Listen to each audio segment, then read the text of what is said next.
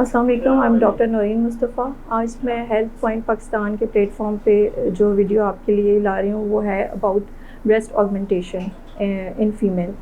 Augmentation का जैसे कि आपको मीनिंग पता होगी कि इसका मतलब है कि to enhance shape and size of breast. Basically हमारी बहुत सारी ख़वातीन हैं जो कि उनका ये बहुत ज़्यादा इशू होता है कि उनको ब्रेस्ट इन्हांसमेंट के प्रोसीजर्स के बारे में इंफॉर्मेशन चाहिए होती है, जो हमसे क्यूरीज़ भी आती हैं। इसमें आज मैं आपको बताऊंगी कि हमारे पास दो प्रोसीजर्स होते हैं। एक तो हम सर्जरी के थ्रू करते हैं। दो चॉइसेस होती हैं पेशेंट के पास कि वो सर्जरी के लिए आपसे कांटेक्ट करें या फिर वो नेचुरल प्रोसीजर्स की तरफ जाना चाहते हैं। लाइक उसमें आ जाता है food, exercise, massage and other procedures जिनमें सर्जरी इन्वॉल्व नहीं होती। सबसे पहले मैं आपको सर्जरी के बारे में बताऊंगी। सर्जरी हमारे पास दो तरह की होती हैं। फर्स्ट वन इज़ इम्प्लांट्स, जिसमें कि silica and saline implants use होते हैं, और सेकंड इज़ फैट ट्रांसफ़र। हम इम्प्लांट्स की जब बात करें और फैट ट्रांसफ़र की, तो उसमें ये डिफरेंस है कि इम्प्लांट के लिए कोई भी पेशेंट जो है वो एक आइडियल पेशेंट होता है, वो ले सकते हैं उसको, इस प्रोसीजर को ऑप्ट कर सकते हैं। अदरवाइज़ जो फैट ट्रांसफ़र है उसमें वो लोग उसके लिए उसको चूज़ करना चाहेंगे कि जिनमें थोड़ी बहुत उनको मिनिमल चेंजेस चाहिए हों, लाइक अपने ब्रेस्ट को कॉन्टोर करना हो, थोड़ा सा साइज़ इंक्रीज़ करना हो, तो वो लोग इस प्रोसीजर की तरफ जाएं। बात करते हैं हम कॉस्ट की, तो फ़ैट ट्रांसफ़र जो है वो ज़्यादा कॉस्टली है एज़ कम्पेयर टू इम्प्लांट्स, क्योंकि फ़ैट ट्रांसफ़र में आपको फ़र्स्ट सेशन में ही हो सकता है कि उतने डिज़ायर रिज़ल्ट्स ना मिलें, आपको सेकंड सेशन के लिए भी जाना पड़ सकता है, इसलिए वो ज़्यादा कॉस्टली हो जाएगा as compare to implants. Plus implant में आपको रिक्वायर्ड साइज़ जो आप की जो भी डिज़ायर्ड साइज़ है वो आपको अचीव होगा, और फैट ट्रांसफ़र में उसमें like it's less reliable then implant. अच्छा, जो सर्जरी की अगर हम बात करते हैं तो उसमें कुछ रिस्क फैक्टर्स इन्वॉल्व होते हैं, जिसकी वजह से बहुत सारे पेशेंट सर्जरी की तरफ जाते हुए डरते हैं। वो चाहते हैं कि हम नेचुरल प्रोसीजर से ही करें, क्योंकि सर्जरी में आपके पास कुछ रिस्क फैक्टर्स हैं, जैसे कि रिएक्शन टू एनेस्थीसिया है, ब्लीडिंग है, आपकी चेस्ट में परसिस्टेंट पेन रह सकता है, और सेंसेशंस लॉस हो जाती हैं अराउंड निपल्स एंड ब्रेस्ट, और बहुत ज़्यादा इसके चांसेस होते हैं कि इम्प्लांट रप्चर हो जाए या उसमें कुछ लीकेज पैदा हो जाए, इन्फेक्शन होने के भी चांसेस होते हैं।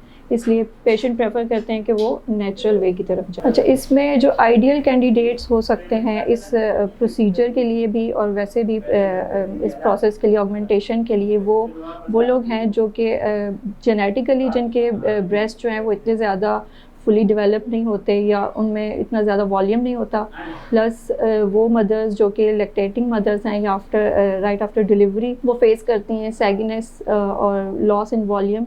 तो ये सारे, या फिर ओल्ड एज में लाइक 40s के बाद जो सैगिनेस डेवलप हो जाती है, वो सारे पेशेंट्स इसमें आपके लिए आइडियल पेशेंट होंगे इस प्रोसीजर के लिए। एक्सरसाइजेस, डाइट और मसाज और ये सारे प्रोसीजर आते हैं एक नेचुरल चॉइस की तरफ। जब पेशेंट नेचुरल प्रोसीजर की तरफ जाना चाहता है तो हमारे पास ये सारी चीज़ें आती हैं, जिसमें एक्सरसाइज में सबसे पहले मैं आपको बताऊंगी कोबरा पोज। ये आप बहुत सारी एक्सरसाइजेस के हवाले से यूट्यूब पर दी गई हैं, आप उसको सर्च भी कर सकते हैं। इसमें आपका पोस्चर डेवलप होता है। बेसिकली आपने पोस्चर करेक्शन करनी होती है, जिससे ऑटोमेटिकली एक फुलर और फर्म लुक अचीव होती है और प्रेजेंट होती है। एक्सरसाइज करते रहेंगे तो ऑटोमेटिकली आपका ये पोस्चर करेक्ट हो जाएगा। इसके बाद हमारे पास आते हैं पुशअप्स। पुशअप्स एक बहुत ज़्यादा फ्रिक्वेंटली यूज़ होने वाली एक्सरसाइज है इस ऑगमेंटेशन के लिए, इसलिए जो भी हमारे पास ऐसी ख़वातीन हैं जिनको ये इशू है, उनको चाहिए कि वो पुशअप की एक्सरसाइज ज़्यादा से ज़्यादा करें, लाइक 2 to 3 मंथ्स, ताकि उनकी ब्रेस्ट जो हैं वो सैगिनेस से उनके अंदर इंक्रीज़ आए वॉल्यूम के अंदर। अच्छा, डाइट में जब हम बात करते हैं तो हमारे पास बहुत सारे ऐसे फ्रूट्स हैं, बहुत सारी ऐसे हमारे पास नेचुरल सोर्सेज हैं जिनसे हम अपनी ब्रेस्ट का साइज़ इंक्रीज़ कर सकते हैं। उसमें टॉप ऑफ द लिस्ट है पपाया। पपाया में कुछ ऐसे इंग्रेडिएंट्स होते हैं जो कि हमारे एस्ट्रोजन लेवल को इन्हेंस करते हैं और जो ऑटोमेटिकली ब्रेस्ट साइज़ को इंक्रीज़ करते हैं, उसमें फ़ैट प्रोडक्शन को इंक्रीज़ करते हैं। इसके अलावा हमारे पास है चेरीज़ हैं, वाटरमेलन है, एप्पल है।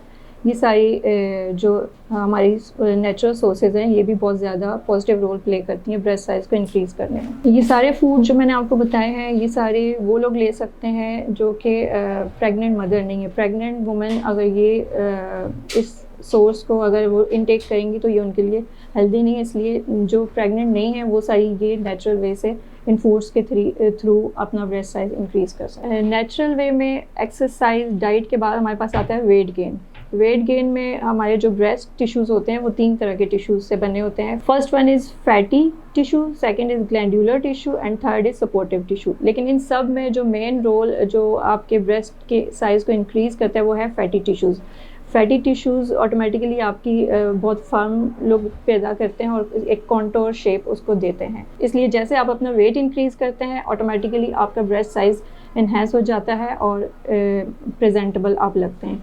तो वेट गेन एक बहुत अच्छा वे है आपके ब्रेस्ट के साइज़ को इंक्रीज़ करने का। अच्छा, जो मैं फूड आपको बता रही थी कि ब्रेस्ट साइज़ इंक्रीज़ करने के लिए उसमें आप सोया बीन्स या फिर सोया मिल्क भी ले सकते हैं, जो कि बहुत ही रिच सोर्स है आइसोफ्लेवन्स की। वो ऑटोमेटिकली इंक्रीज़ करते हैं हमारी बॉडी में हार्मोन्स जो कि ब्रेस्ट साइज़ को इंक्रीज़ करते हैं। इसके अलावा आप टोफू ले सकते हैं, कैरेट्स और फेनल। इसके अलावा हमारे पास कैरेट्स हैं, फेनल सीड्स हैं और बीट रूट्स हैं, जो कि बहुत ज़्यादा आपको हेल्पफुल होते हैं ब्रेस्ट साइज़ को इंक्रीज़ करने में। मैंने वो सारे प्रोसीजर आज डिस्कस कर लिए हैं, लाइक सर्जिकल, नॉन सर्जिकल, जो कि आपके ब्रेस्ट साइज़ को इंक्रीज़ करने में बड़ा हेल्प करते हैं। आई थिंक ये वीडियो बड़ी हेल्पफुल रहेगी सबके लिए जो कि ये वीडियो देख रहे हैं। आप किसी भी प्रोसीजर के लिए जा सकते हैं, लेकिन ये डाइट और एक्सरसाइज जो है ये आप 2 to 3 मंथ्स एटलीस्ट कैरी करें ताकि आपको एक डिफरेंट नज़र आए। ओके, अल्लाह हाफ़िज़।